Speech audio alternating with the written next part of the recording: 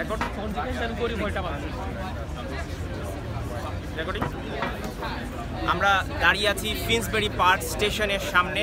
এই ফিন্সবেরি park station থেকে খানিকটা এগিয়ে আসলে হাতের বাঁদিকে যে ওভারব্রিজটি আপনারা দেখতে পাচ্ছেন, এই ওভারব্রিজের নিচেই গতকাল রাতে হামলা হয়েছে। একটি ভ্যান চালিয়ে মুসলিম কমিউনিটির উপর হামলা করা হয়। বিশেষ করে রাত 12:30টার দিকে যখন মুসলমানরা তারাবির নামাজ আদায় করে বাড়ি ফিরছিলেন, ঠিক সেই সময়ে ভ্যান চালিয়ে হামলা করা হয়। তাৎক্ষণিকভাবে একজন নিহত হয়েছেন এবং নিহতের পরিচয় প্রকাশ করেনি। তবে যে ব্যক্তি ভ্যান চালিয়ে এই মুসলিমদের উপর হামলা করেছে তাকে স্থানীয়রা ধরে ফেলে এবং তাৎক্ষণিকভাবে তাকে এসে পুলিশ গ্রেফতার করে নিয়ে যায় এবং তিনি একজন শ্বেতাঙ্গ ব্রিটিশ বলেই বলছেন সংশ্লিষ্টরা এবং তার বয়স 48 বছর। ঘটনার একজন প্রত্যক্ষদর্শী আমরা পেয়েছি এই স্থানে এসে, যিনি একজন বাংলাদেশি বংশোদ্ভূত, তার নাম খালিদ আহমেদ। খালিদ আহমেদ, আপনি কি দেখেছেন গত রাতে? আমাদেরকে কি বলেন।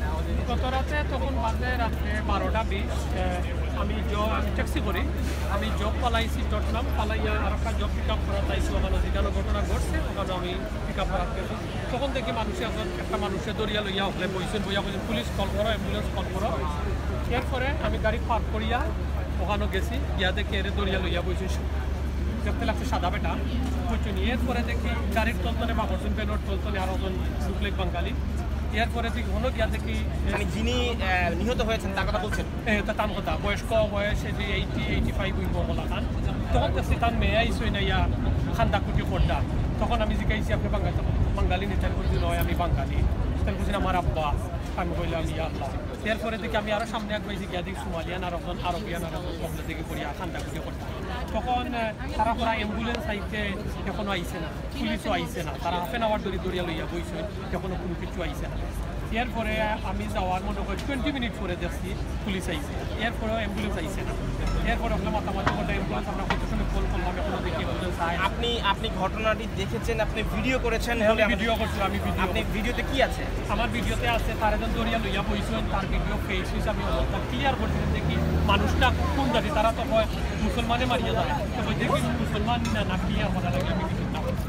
তো এখন এই ঘটনার প্রেক্ষিতে আপনার কি মন্তব্য? আমার তো মন্তব্য, তারা তো খালি হয় আমরা মুসলমানেও মারিয়া যায়, মুসলমানেও মারিয়া পারে। সে যে প্ল্যান করি মারছে, চাইছিল মারিয়া অবাইতে যাইব কি, কিন্তু এবার গিয়া ডেড এবার যে আসে যাইতেও পারছে না, যার কারণে তারা ওখানে দড়ি লিখি। আমি জিজ্ঞাসি আরো কয়েকজন যে সেফে আসলাম বলে আরো মানুষ তিনজন আছে, দুইজন গেছে কি দৌড় তুলি আর এগুলি ড্রাইভারটা তারা দড়ি।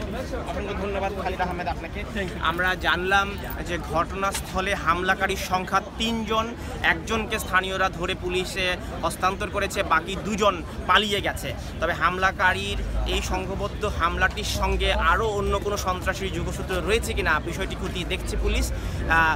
স্থানীয় কমিউনিটির উপর এই বর্বরোচিত হামলার প্রতিবাদ জানিয়েছেন রোশনারা আলী এবং রোশনারা আলী এমপি। তিনি এক বিবৃতিতে বলেছেন যে লন্ডনের সমস্ত মুসলিম কমিউনিটির উপরে যাতে হামলা এভাবে আর হামলা না হয় সেজন্য পর্যাপ্ত নিরাপত্তা ব্যবস্থা যাতে জোরদার করা হয়।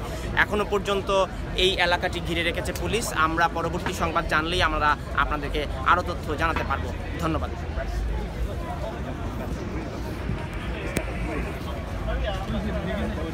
ঠিক আছে।